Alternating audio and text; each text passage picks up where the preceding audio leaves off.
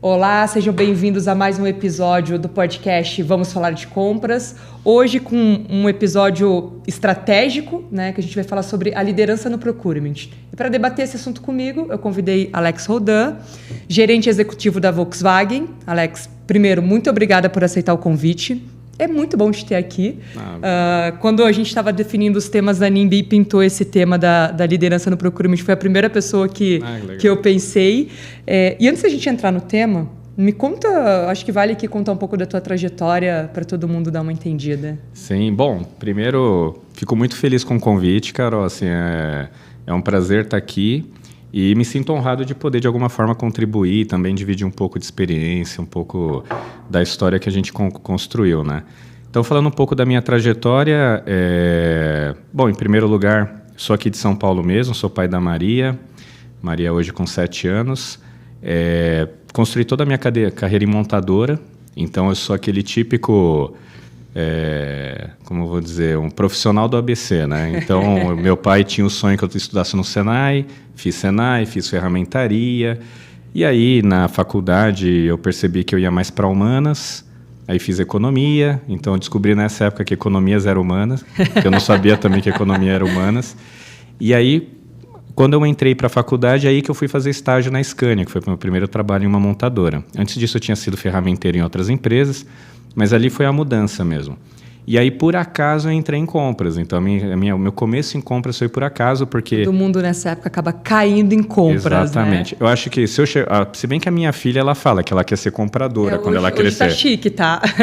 Agora, na minha época, não era uma coisa assim, então assim, poxa, eu quero ser comprador. Mas acabei sendo, e aí muito em função de ser economista e ter Senai. Então, na época, tinha muito essa visão que você tinha que ter conhecimento técnico e, ao mesmo tempo, ser bom em número, né? E aí começou a minha trajetória. Em compras, eu passei por todas as áreas que você possa imaginar de compras, desde material direto, indireto, qualidade, processo. Trabalhei por 1 ano como comprador na Suécia, que foi uma experiência muito boa que eu tive com 26 anos, eu era bem jovem. E aí, em 2016, eu fui para a Argentina, fui ser head de compras lá. Então, eu fui head do escritório de compras, a gente tinha material direto, indireto e qualidade. E aí foi um desafio grande, foram 4 anos lá. E meu retorno foi quando começou a pandemia. Então, eu lembro que no dia 17 de março de 2020, foi quando eu consegui entrar no Brasil, porque já ia fechar a fronteira, né? E aí foi uma volta bem conturbada. Assim. Mas você veio já planejado ou pandemia pintando? Eu antecipei um pouquinho tá por conta da pandemia. Ia ficar mais uns 6 meses, acabei antecipando. E aí quando eu voltei para o Brasil, aí eu já voltei como head de compras gerais na Scania na época. E aí foi quando realmente eu tive a responsabilidade de liderar a estratégia mesmo da região ali de sourcing, né? Então ali foi o grande desafio, além daquele desafio local na Argentina, eu tive esse desafio no Brasil. Aí passado esse período, recebi um convite para mover para logística, então eu fui ser head de inbound da Scania, achei que nunca mais ia trabalhar com compras, fiquei 1 ano, exato, fiquei 1 ano no inbound, e aí quando eu recebi o convite para voltar para compras, mas na Volkswagen do Brasil. Então, a Scania é uma empresa que faz parte do grupo Volkswagen, e aí eu recebi o convite de liderar a estratégia da região para ter o agrupamento das marcas para a gente ter compras mais conjuntas, né, mais regionais. Tá. Então, o grupo Volkswagen é um grupo que tem não só a Volkswagen, mas tem Scania, Audi, caminhões e ônibus, Ducati, banco. Então, é um grupo muito amplo. Então, a gente está com esse trabalho, essa responsabilidade agora. Então... o bom de ter esse 1 ano na logística foi que me deu um pouco a visão do outro lado, né? De quem usa os contratos que compras negocia.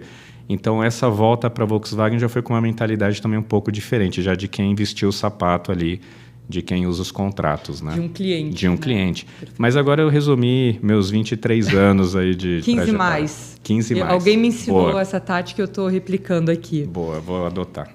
Pegando toda essa tua trajetória, que é muito legal, diga-se de passagem, querendo ou não, é uma indústria que sempre movimenta o Brasil, move o Brasil.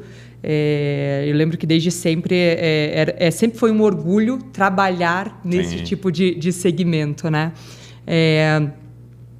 E aí, passando por todas as suas vidas, hoje o que você enxerga que um bom líder da área de compras ele deveria ter, ele deveria fazer uma coisa Já que você foi tão e hoje está com essa responsabilidade tão grande, vamos trazer para essa coisa do líder e aí queria te ouvir.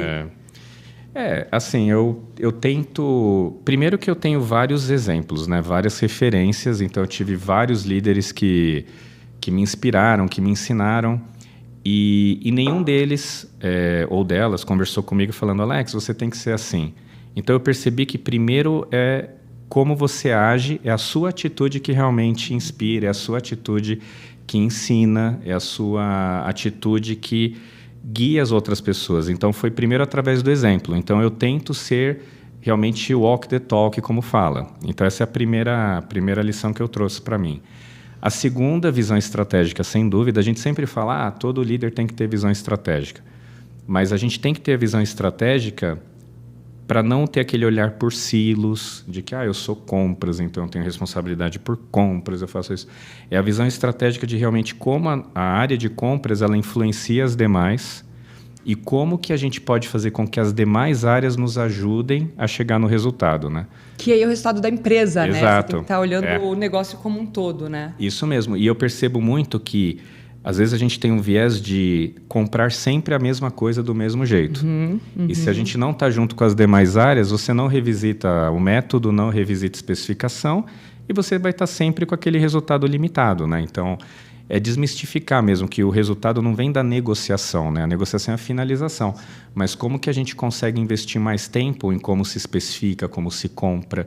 Então, é a visão estratégica e também a construção de relacionamento. E a construção de relacionamento no sentido de soma. Então, como que eu... Por exemplo, eu vou implementar um determinado projeto. É importante eu saber qual área eu vou impactar, quem que vai patrocinar, qual que é a área que pode ter resistência, como que eu convenço quem tem resistência, como que eu trago mais para perto quem vai se beneficiar. Então, a construção de relacionamento no sentido... não o político simples da palavra, mas o sentido de como eu trago o resultado tendo relacionamentos. Mas sempre dentro do processo, porque às vezes tem um pouco de preconceito quando a gente fala, né? Relacionamento, mas não no sentido de vantagem, de favor. Não. É de como a gente traz para dentro do processo e a gente faz. E um outro ponto também que eu acho que é muito importante, que é o líder, a líder tem que ter a capacidade de criar um ambiente seguro para as pessoas errarem e para as pessoas provarem.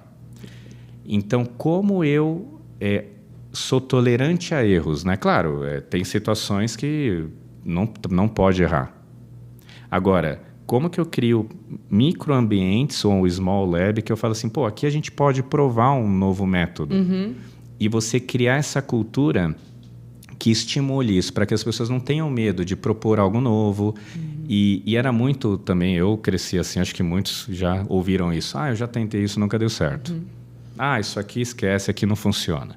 Aqui na empresa você não conhece a cultura. E sempre foi assim. Sempre foi assim. E aí eu adoro ouvir quem está começando, porque o pessoal realmente, eles trazem muitas ideias que eu já dei um dia. Só que por alguma questão eu desisti. Eu tentei e não consegui. E aí vem uma pessoa jovem, sangue novo, e fala assim, vamos tentar tal coisa? Beleza, vamos tentar aqui. Aqui não dá, porque é um outro impacto, mas aqui a gente vai criar um ambiente legal. Então, acho que é nesse sentido de visão estratégica, construção de relacionamento, criar um ambiente seguro para provar novas coisas e, finalmente, a gente fala muito em sustentabilidade, ter uma visão sustentável, mas não só no sentido do meio ambiente, mas no sentido de sustentabilidade como forma de contratação, se você está dentro do compliance ou não, se você segue um processo, é ser sustentável como um todo. Eu acho que nesses 4 pilares, posso dizer assim, na minha visão, você tem tudo para ser uma grande líder ou um grande líder. E aí, quando a gente... E até pensando no que você falou, que você teve vários líderes que te inspiraram, né? Eu vejo muito bons líderes, que tocam a área de uma forma muito boa, resultado, tem um time engajado, mas tem aquele líder que é o que inspira, que é o cara diferente, que vai além, que você fala, nossa, esse cara é diferente, né? O que você acha que pode ser essa virada? E aí, assim, nem só para compras, acho que compras é a nossa realidade, é legal, mas num todo, porque sempre tem essas pessoas no meio de tantos bons líderes. Por que esse cara às vezes é diferente? transforma esse cara? Você quer uma pergunta? Não, mas é uma pergunta que eu acho que cada um vai ter uma resposta, né? Porque eu acho que depende muito do que te toca, né? Que o que te inspira é o que te toca. Perfeito. E, por exemplo, para mim, o que me toca é uma pessoa humilde. Então, eu tenho vários líderes que eu tenho como referência que eram líderes que simplesmente falavam assim, olha, Alex, isso eu não sei. Vamos ver quem sabe isso, quem é o especialista. Coisa mais linda de se ouvir e raro. Exato. E aí, essa é a pessoa que me inspira, aquela que mostra vulnerabilidade, mas no sentido não ir para uma reunião de negócios importante, pô, não sei o que eu estou fazendo aqui. É a vulnerabilidade de falar, preciso de ajuda. Isso aqui não está como eu queria, mas eu também não sei o caminho, eu gostaria de ouvir a sua opinião.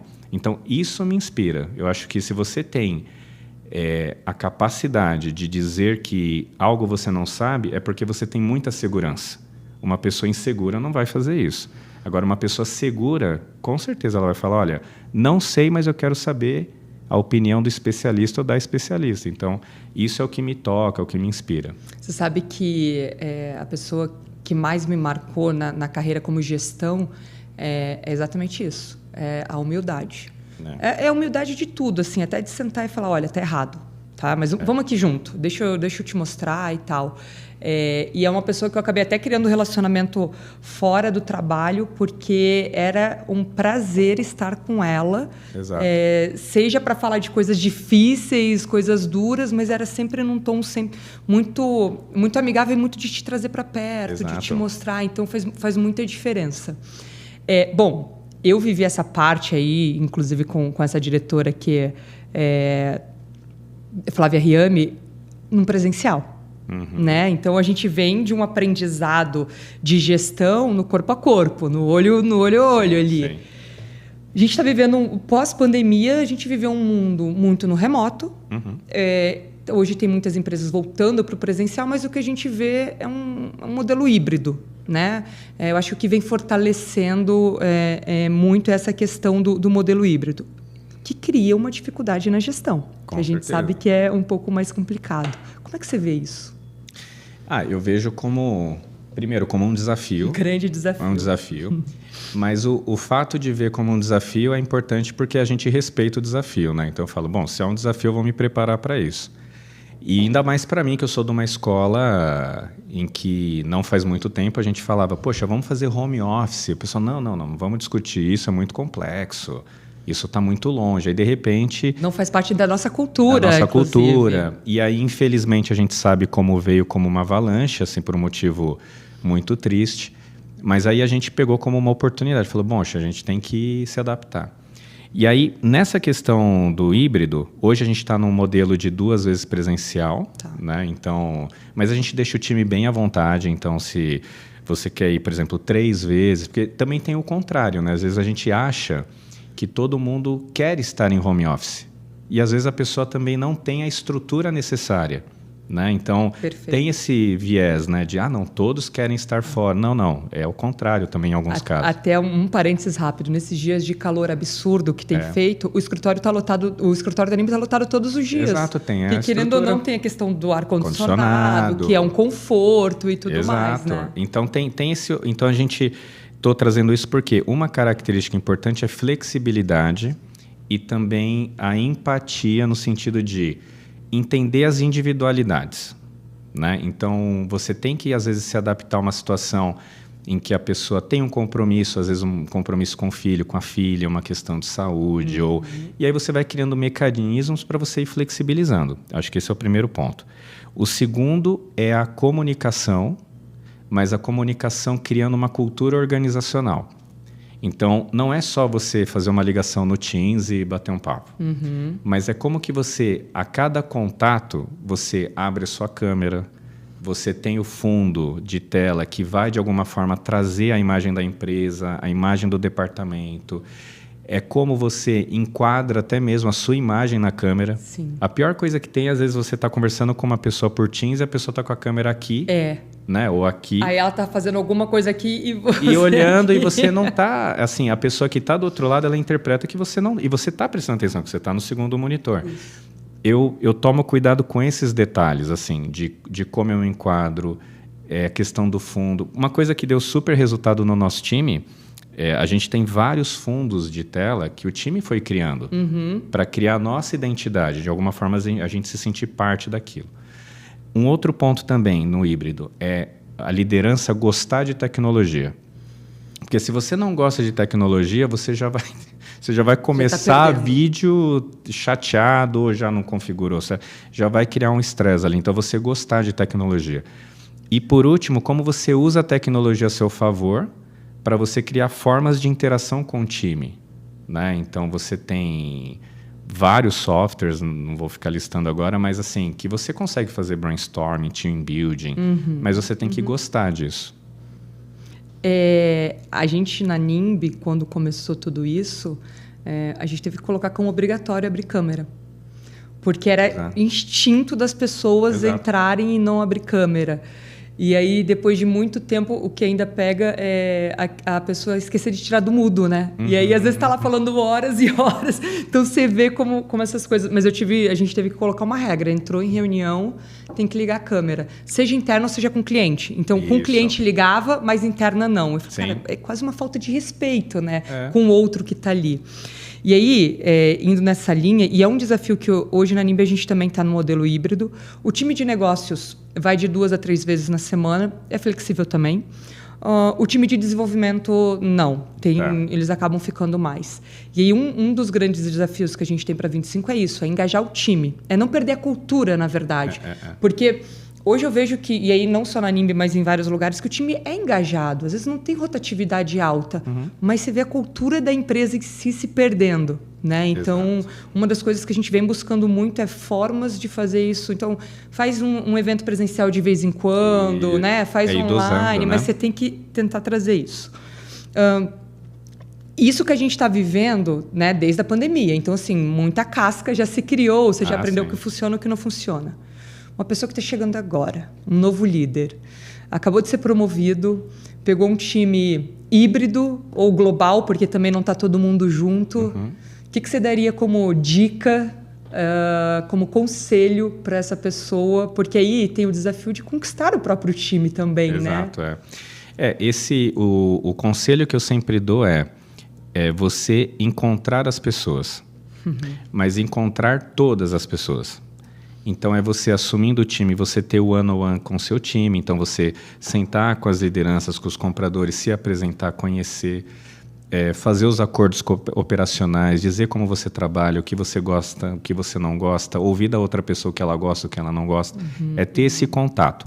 Outra coisa, mapear stakeholder, isso é importante.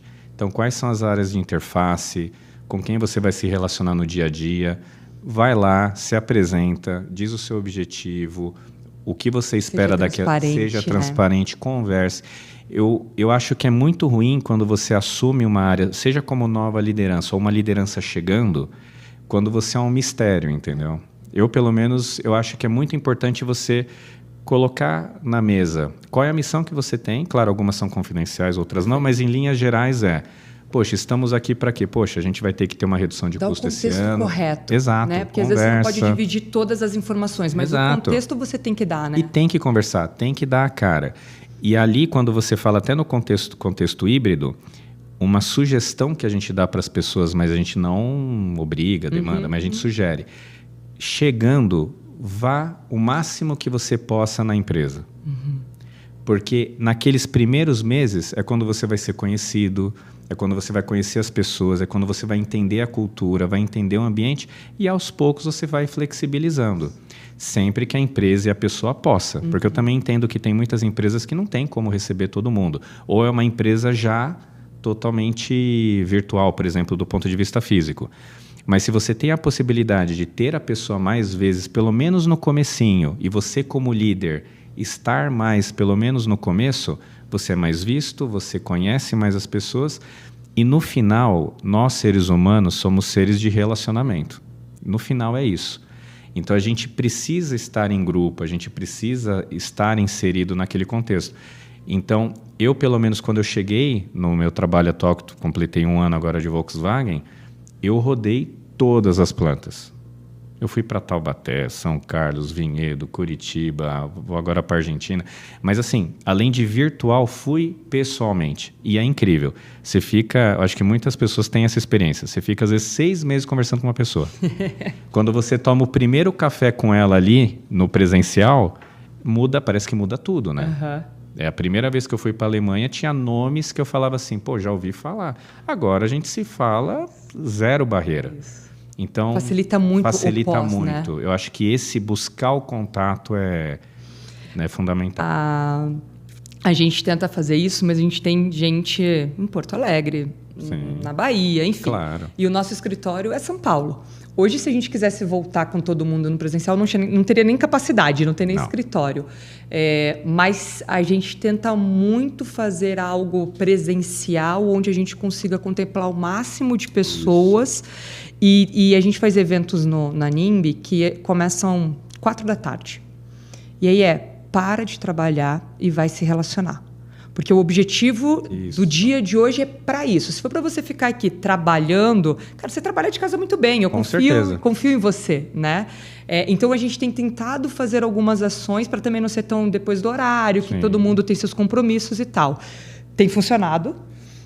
Mas é isso, eu acho que o desafio hoje tá bom. E quem está fora? Né? Porque a pessoa não consegue vir para tomar um chopp da Bahia, de Porto Alegre para isso. Aí temos, claro, o nosso evento anual, mas são coisas sempre a estar desenvolvendo.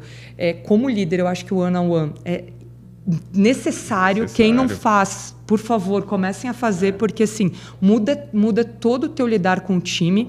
E, de novo, às vezes eu estou fazendo algo padrão que funciona muito bem para você, mas para o meu outro liderado, nada. Né? Então, é importante você ter isso. E outra coisa, até aqui do próprio Embrasque, o meu time lida com o time do Embrasque. Uhum. Eventos, pegar o estúdio, alugar. E era uma relação fria. Tá? Aí agora em início de março ou final de fevereiro, marquei um happy hour, convidei o pessoal do Embrasque que lida com o meu time no dia a dia, chamei o time e falei, se conheçam, tá bom? Porque isso aqui vai mudar toda a nossa vida. E a partir de agora o relacionamento assim, mudou da água para o vinho, porque quando você conhece a pessoa, você às vezes vai inventando, vai tendo... A nossa criatividade é enorme. Então, você vai criando barreiras. Exato. E você não... Né? Então, você vai parando ali, né? Nossa, a Carol é nervosa. Nossa, atendeu o telefone. Nossa, ela é brava. É isso. Não é brava, né? E aí tem um outro desdobramento que eu fiz também esse ano, que era um pouco disso. Nossa, como a Carol é séria, como a Carol é não sei o quê. Eu falei, então tá bom. Aí a gente implementou na NIMB o Café com a CEO. Então, são pessoas que normalmente não têm relacionamento comigo. E aí são 4 pessoas por mês, café individual, para virar e falar, oi, eu sou a Carol Cabral, eu não sou o que sua cabeça acha que eu sou, eu estou aqui, deixa eu te contar do meu filho, deixa eu te contar o que eu faço, me conta de você. Isso tem sido assim, excelente, por conta de feedbacks que o time dá, de novo, de pessoas que eu não estou no dia a dia, então tem várias coisas na NIMB que a gente já está mudando por conta desses feedbacks. E outra coisa quando eu agora encontro com essas pessoas, a gente já fez 2 na NIMB esse ano, quando eu encontro com essas pessoas na NIMB, é totalmente diferente. Oi, Carol, oi, tudo bem? Vamos tomar um café? Vamos. Como é que tá o Gustavinho? Então, assim, cria uma relação de colega que eu acho que ajuda muito. No dia a dia. Agora, voltando para a nossa área de compras. Sim. A gente viveu uma área de compras por muito tempo operacional, né, muito de 3 cotações, reduz custo, controla meu contrato. E a liderança, ela foi crescendo em cima disso. Né? Você tinha que ter aquele perfil específico ali. Hoje em dia, é algo diferente. Hoje compras, ela tem o cliente interno, ela tem todo o relacionamento com o fornecedor. Se ela está alinhada com as diretrizes da empresa, ela muda o resultado da companhia. Né? Hoje a gente já sabe que é muito melhor você comprar bem, e comprar bem não significa saving, né? Tem diversas variações aqui do que você vender mais. Exato. Né? Como é que esse novo líder se encaixa? Porque, de novo, assim, quando a gente pensa 15 mais na carreira... 15 mais a gente foi forjado a ferro e fogo. Tem que cumprir meta, tem que reduzir custos. Retenção de pessoas é interessante, mas a empresa não olhava para isso. Né? E aí, como é que hoje a gente pode se tornar um líder? Com todas as qualidades que você já pontuou aqui, mas que principalmente a empresa olha e fala, o Alex é diferente. A área de compra, porque através do seu papel é que a área de compras ela acaba tendo uma valorização, né? Exatamente. Como é que você se mostra para a companhia, seja para a Volks ou qualquer outra, né? Como é que é isso? É complexo. Você arrebentou a corrente, né? É complexo. É assim, hoje a gente vive na Volks um processo em compras gerais que é o que a gente chama de Focus Area. Então, são 6 pilares que a gente tem atuado, porque nós temos uma visão. É que a área de compras ela seja um enabler da transformação da empresa. Tá. Então, em primeiro lugar, é o que você trouxe. Assim, você tem claro que a área de compras ela tem que ter um papel diferente. Ela não pode ser mais uma área reativa, que espera chegar uma requisição, como você falou, 3 cotação para o melhor preço e devolve. Não. Como que você faz com que a área de compras se transforme no elo da área técnica da sua empresa com o mercado. E a gente tem que desmistificar dentro da empresa também o seguinte, nós não somos os melhores em fazer tudo. Né? Eu não sou o melhor em especificar máquina, eu não sou o melhor em especificar um fluxo logístico. Por muitas vezes eu preciso que o fornecedor me ajude na especificação ou na otimização do processo. Então, quem vai fazer esse elo? É compras. Porque a área operacional, imagina, eu já passei pela logística durante o ano, posso falar. Quem está na operação está muito mais preocupado com o próximo minuto de produção, com o próximo mês.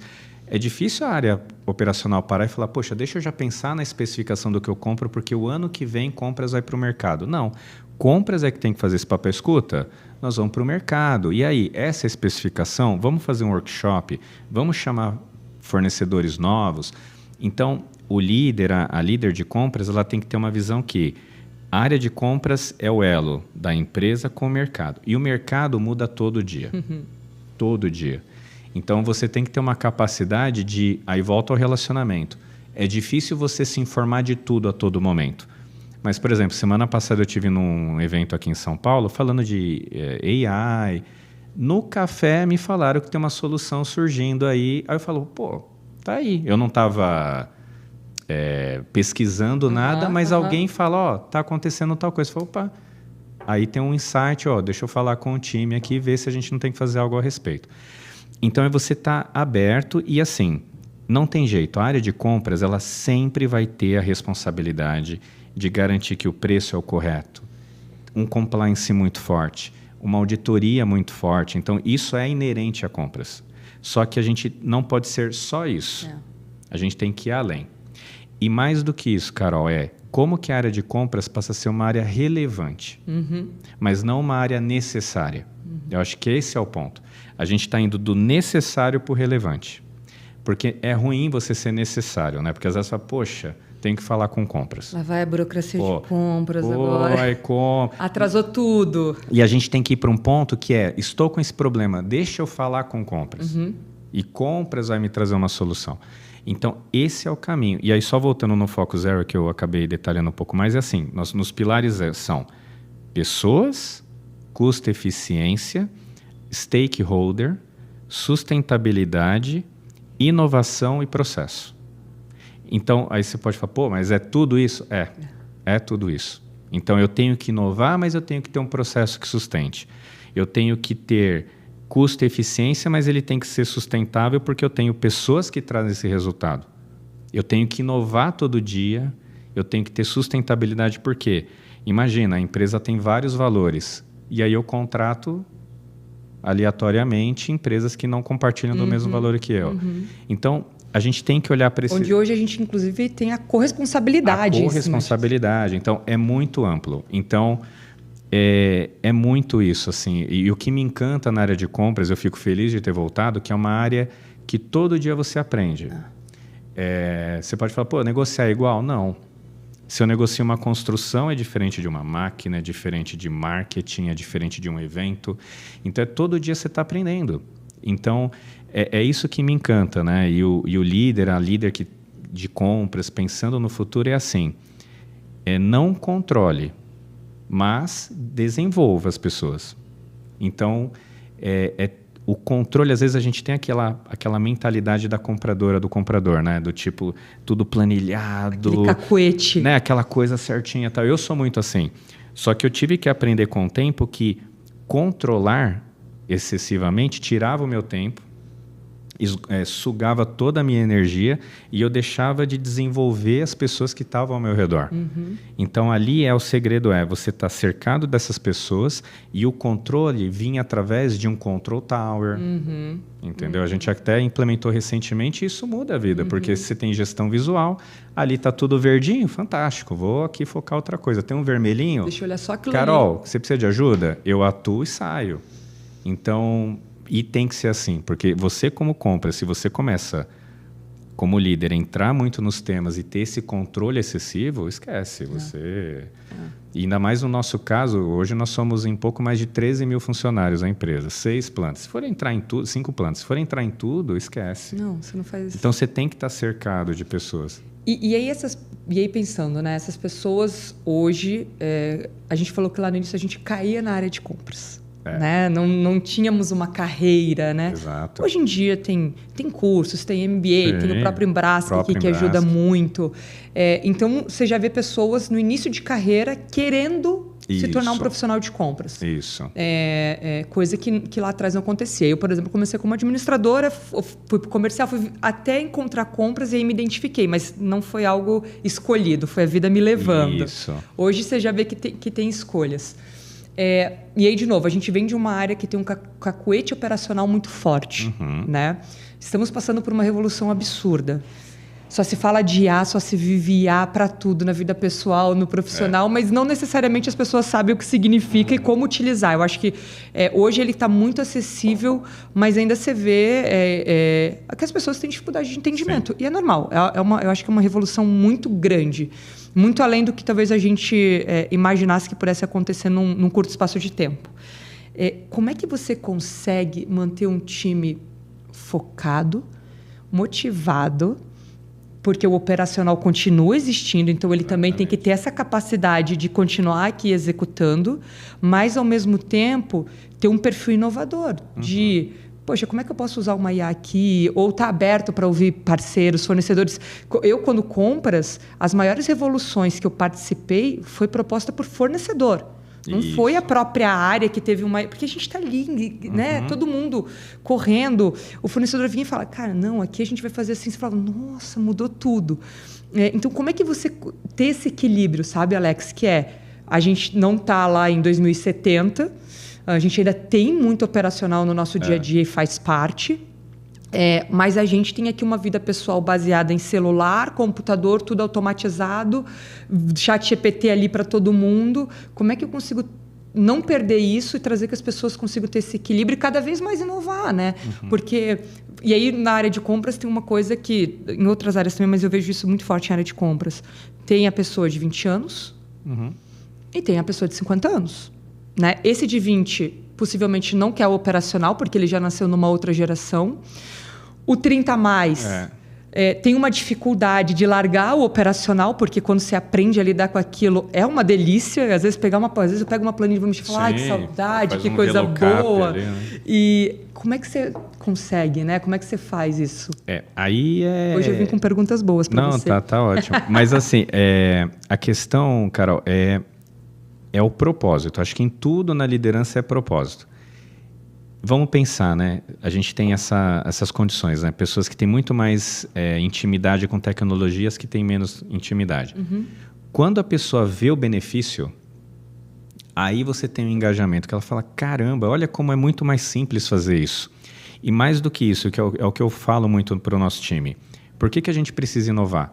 Porque a gente precisa investir mais o nosso tempo para o que uma máquina não vai fazer. Então, como que eu invisto mais tempo pensando numa estratégia? Como eu invisto meu tempo pensando em análise de dados? Uma coisa que eu tenho discutido com o meu time é assim, a gente pensa muito na capacitação do comprador como técnicas de negociação, cost breakdown. Agora, a gente fala de análise de dado, né? Então, assim, como que a gente lida com dados? Como que um dado pode economizar meses de planejamento? Então, mas aí isso não é só para o comprador, é para todos. Quando você mostra o benefício, aí você tem o engajamento. E essa questão da IA, como eu tenho tratado com o time? O comprador, a compradora, tem o que a gente chama de toolbox. Então, assim, o que eu tenho? Eu tenho negociação clássica, eu tenho leilão, eu tenho IA, eu tenho gestão por catálogo, eu tenho, sei lá, leilão. São ferramentas. Mas quem decide a melhor estratégia de aplicação é o comprador. Então, o que a gente vende? E é real. Você, como comprador, tem a responsabilidade de definir qual é a melhor ferramenta de negociação e de gerenciamento do seu contrato. Se você tem mais IA, ótimo, é mais uma ferramenta que eu tenho aqui. E a pessoa vê o benefício, porque ela fala assim, eu vou desapegar da planilha, porque agora eu posso fazer uma outra planilha de cenário, é outra coisa. O pedido já vai ser posto de uma outra forma. Perfeito. Então, é esse trabalho. Mas, assim, é muita comunicação, é muita repetição. E aí eu volto no começo da nossa conversa, que é você criar um ambiente seguro para você provar.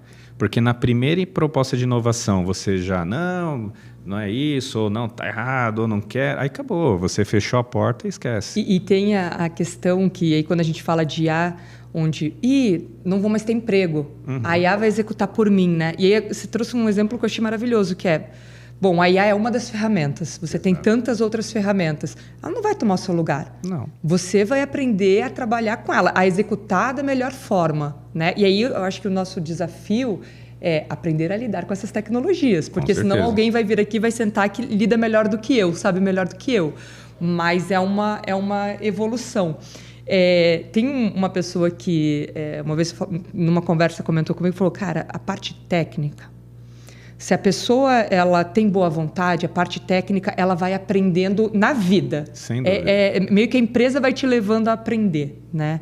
E aí, no meio disso tudo, antes da gente ir para a pergunta final, a gente fala tanto de tecnologia, a gente fala tanto de relacionamento. Eu acho que dos grandes pontos da minha carreira foi o relacionamento, tá? E o que você falou, não é amigo, não é isso. É saber se portar nos lugares, é ter boa comunicação, ética, transparência, enfim, eu acho que isso é um conjunto que ajuda. E a saúde mental, né? E essa parte... Porque tem uma pressão tão grande da tecnologia, que de repente você fala, cara, não aguento mais, não quero mais ver nada, desligo o computador, não quero mais ver nada. Você acha que a gente está conseguindo... E aí, trazendo para o nosso mundo de compras em si, porque eu acho que a gente está vivendo um momento de muita pressão em cima dos profissionais de compras, Sim. que você tem que fazer curso, o Strategic Sourcing já é o básico, você não vai fazer curso de Strategic Sourcing, que é o básico, você tem que saber. Agora você vai fazer de IA, agora você vai implementar um e-procurement, tem que saber operar, você vai ter um catálogo virtual, você vai não sei o quê, Você vai ter menos tempo. Menos tempo, e você tem que correr atrás, e você tem família, e você tem filho, e como é que agora a gente pega tudo isso e fala, mas senta aqui, deixa eu cuidar de você, né? A gente pode marcar um happy hour, né, pra gente debater isso. E a gente traz um terapeuta também. E eu falo, né? A gente fala do terapeuta. Eu faço terapia de forma ininterrupta já desde 2010. Então, assim, já Por isso que você é tão evoluído. Pronto. Eu não sou, mas a fórmula é essa. Eu tenho onde descontar. Até um abraço para Lídia Guerra, que é a minha terapeuta, ela é fantástica. Mas, assim, não tem jeito, assim... claro, a gente está falando muito do ambiente de compras, mas assim, o autoconhecimento ele é fundamental. Então, eu pelo menos busco identificar quais são os gatilhos que estão ali me tirando do eixo, que talvez não está deixando eu pensar muito na estratégia, ou por que tal assunto me incomodou além do normal. Então, eu sei qual foi o gatilho, então é você se conhecer. Mas mais do que isso, por isso que eu falo que a gente é um ser relacional no final. Porque dentro de compra a gente está lidando com isso. Prazos menores, pressão, tal. A gente tem que ter um espírito de grupo muito grande. Então, a gente até está vivendo uma situação agora no trabalho que um dos nossos grupos está com um workload muito mais alto que o normal, pela onda de investimento que a gente tem na empresa. Os outros 3 grupos falaram, precisa da gente? Estão se ajudando, estão redistribuindo o trabalho. Então, é esse espírito que tem que ter, porque não adianta. A gente vai ter cada vez menos prazo, a gente vai ter cada vez mais especificação que vai chegar quadrada, porque a própria área não vai ter o tempo necessário para especificar legal. Como que a gente pega isso, não fica naquele blaming game, né? Só, eu ouvi, dá o azar. E aí, como que a gente se une ali dentro para fazer um ambiente legal? Mas mais do que isso, né? A gente tem que gostar do desafio e a gente tem que celebrar. Porque eu também me incluo nisso. Eu sou uma daquelas pessoas que às vezes eu esqueço de celebrar. A gente fez um baita trabalho, implementou um baita projeto, saímos de lá, pô, beleza, vamos para o próximo, vamos para a próxima. Não vamos para a próxima, vamos para a próxima. Mas antes, olha o que a gente fez, olha o que a gente conquistou, olha o projeto. A gente está tão no automático muito que realmente as vitórias acabam passando, né? E a gente, como líder, a gente tem que realmente celebrar cada vitória, claro, sem banalizar né, o bom trabalho, né, porque às vezes é aquela coisa vazia, mas como que você termina um grande projeto e você fala assim, gente, vamos comemorar, olha o que a gente fez, olha o que a gente entregou. Porque se a gente não tem esse auto-reconhecimento e a gente reconhecer dentro do time, como que a gente se energiza pro próximo? A gente fala, caramba, o que eu estou fazendo aqui? Porque problema nunca vai terminar. Nunca né? vai terminar. Sempre vai ter desafios e problemas mesmo. Agora, não é só o que eu desafio. aprendi... Por exemplo, o pessoal fala, Alex, lesson learned, que chato. Não, é importante, tivemos esse desvio. O que a gente aprendeu com isso? Não vamos repetir mais. Excelente, aprendemos com isso. É olhar cada desafio, cada problema e falar, como que eu posso tirar o melhor disso aqui, né? Mas é um desafio, é uma arte e eu acho que isso que encanta, né? A gente fala de liderança em compras, mas eu acho que é liderança na vida, né? Você é mãe, eu sou pai, então a gente aprende muito com os nossos filhos no dia a dia, né? Então assim, como que eu dou propósito para minha filha? Acorda hoje às 5h10 que você vai para a escola. Então como é que eu vou dar propósito para ele? Olha, né? E é muito o que a gente é na vida, né? A gente lidera o tempo todo, a gente é liderado. É isso. Né? Então, no final, somos pessoas, né? Acho que esse é o ponto. E não tem um equilíbrio, né? Eu acho que o 50-50 não vai existir, né? Então, vai ter ali momentos que hoje eu estou mais Volks, agora eu consigo ser um pouco mais família. A vida é uma só, né? Então, você tem que encontrar... Cada um tem que encontrar o seu equilíbrio. Talvez o meu equilíbrio seja, sei lá, 70-30. 60-40, o seu não, talvez tem que ser... Mas eu acho que essa questão que você falou do autoconhecimento é muito importante porque a gente, em alguns momentos, acaba terceirizando para a empresa algumas questões nossas. Então, desenvolvimento. Não vou fazer o curso que a empresa quer que eu aprenda e é ela que pague. Legal, mas a gente sabe que existem limitações financeiras, infelizmente. Seria muito bom se todas as empresas pudessem, mas a gente sabe que não é assim. Estou batendo pino. E aí, né? Então, eu acho que tem Preciso um pouco de ajuda, disso. levantar a mão. Às vezes você está com a água aqui, às vezes a gente não está vendo tudo. Porque pede o líder ajuda. não é isso. O líder ele também não consegue estar em tudo, perceber tudo. Né? Eu acho que um líder que consegue se desenvolver muito, normalmente tem um bom time abaixo dele. Sim. Né? E que é por aquele isso, time que levanta a mão. Exatamente. E por isso que é tão importante você criar esse ambiente seguro. Porque se você tem um bom ambiente de trabalho, a pessoa ela vai levantar a mão. Vai falar, preciso de ajuda. Se você não tem isso, a pessoa não vai abrir, não vai dizer o que está acontecendo, você não vai saber em tempo real qual é a dificuldade, qual é o desafio daquela área. Mas é muito isso, né? E uma coisa também que eu acredito é que a vida é uma só. Às vezes a gente fala, eu tenho minha vida profissional e minha vida pessoal. Eu tenho uma vida. Então, por exemplo, estou aqui com você agora, Carol. Então, para mim, esse é um momento que eu vou desfrutar. Eu vou estar presente aqui. Não vou atender o telefone. Vou estar com a minha filha logo mais. Vou estar com a minha filha, vou estar ali presente. Então, não vou estar... Aí, como você disse, às vezes eu vou viajar, fico uma semana sem ver minha filha. Acontece. Então, lá naquele momento eu estou presente, mas quando eu volto... Tempo de qualidade. Exatamente. Esse é o resumo. Tem dias que eu consigo ter 20 minutos com meu filho antes dele dormir. Cara, 20 minutos dele. É uma coisa assim, que você não vê nada.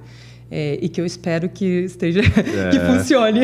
Não, com certeza vai funcionar. Mas é isso, eu acho que é exatamente isso que você está falando, né? Porque senão a gente também vive na culpa. Sim. Na culpa de ser devedor para a empresa, na culpa de ser devedor em casa. Então, eu acho que se você...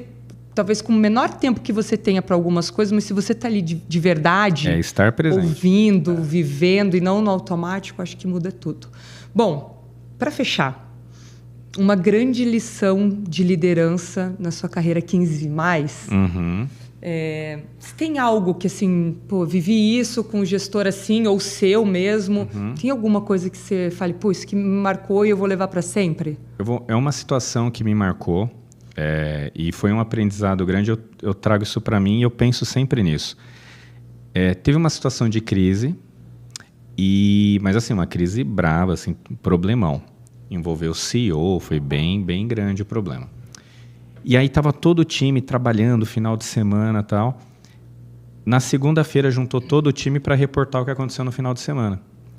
E aí o pessoal ali reportando, o CEO ouvindo. Aí o pessoal, olha, aconteceu isso, fizemos aquilo, resolveu tal, não sei o que tal.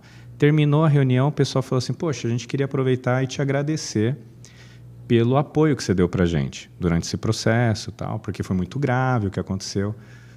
Aí ele falou assim, escuta, eu dei todo o apoio que eu precisava porque eu precisava da tranquilidade para que vocês resolvessem o problema. Depois nós vamos conversar e vamos ver onde nós erramos, onde nós vamos aprender, a causa. E aquilo foi uma lição que eu vi aquilo ao vivo na reunião. Eu falei assim, caramba, é muito isso, né? É como você, como líder, você tem o equilíbrio de falar, bom, agora determinada ação não vai ajudar, vai atrapalhar. Então, eu vou ter agora consciência de falar, deixa o pessoal resolver, depois eu vou entender o que aconteceu. E aquilo foi uma lição, porque é natural da gente, né? Mas o que aconteceu? Você só está inflamando mais, Você só está atrapalhando, você só está inflamando. Tirando foco. E outra coisa, o time agradecer. É difícil, né? Você vê o pessoal falou, poxa, que a gente queria agradecer pelo espaço que você deu. Então, quando você respeita, quando você dá o espaço, todo mundo está vendo. Todo mundo está reconhecendo. Talvez não vão verbalizar, mas eles vão dizer, poxa, olha como a Carol é.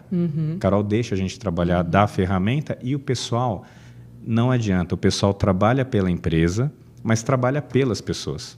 Com certeza. Né? Poxa, eu não quero que a Carol passe por isso, eu não quero que a Maria passe por isso. Então, isso foi uma coisa que eu aprendi, que vamos resolver o problema, vamos pôr o problema na mesa, não é a Carol, não é o Alex, é o problema, vamos olhar o problema. E aquilo foi uma lição para mim que eu levo para sempre. Também. Você sabe que na NIMB a gente fala que, até o nosso fundo de tela do computador, que a NIMB é uma empresa de tecnologia feita por pessoas. Porque senão você fica tão que é o produto, parece que é um iluminado, né? Isso, é o produto, algo não sei o quê. Não, cara, peraí, mas é o produto, mas é a Carol, é o Alex, é a Bruna. Então, quando você começa a trazer isso, né, você vem mais para uma coisa... Exato. A NIMB é uma instituição, mas que se não tiver as pessoas ali, não é nada. Né? Então, bom, fechamos com chave de ouro. Muito obrigada. Obrigada pelas histórias. Obrigada por essa última. Vou levar comigo também. Obrigado. Espero que a gente se encontre em outros aí. Estou pensando já nos próximos que faremos. Vou estar aqui com o maior prazer e parabéns pela iniciativa. Acho que é muito legal abrir o espaço para a gente conversar sobre tudo, né? Sobre compras, sobre liderança. E é importante a gente ter cada vez mais conversas, né? Isso. Porque tem muita gente, muito conhecimento por aí, né? E a gente tem muito que ouvir, aprender, ensinar. E sem formalidade, né, Exato, Alex? exato. Vamos conversar. Eu acho que isso ajuda quem está do outro lado ouvindo, assistindo, que, às vezes, se disso tudo que a gente falou, né? Se alguém conseguir tirar um ponto que ajude, já valeu. Já estamos aqui. E eu também vou assistir os próximos, e aí vou tirar lições, e é assim que funciona. Obrigada, gente.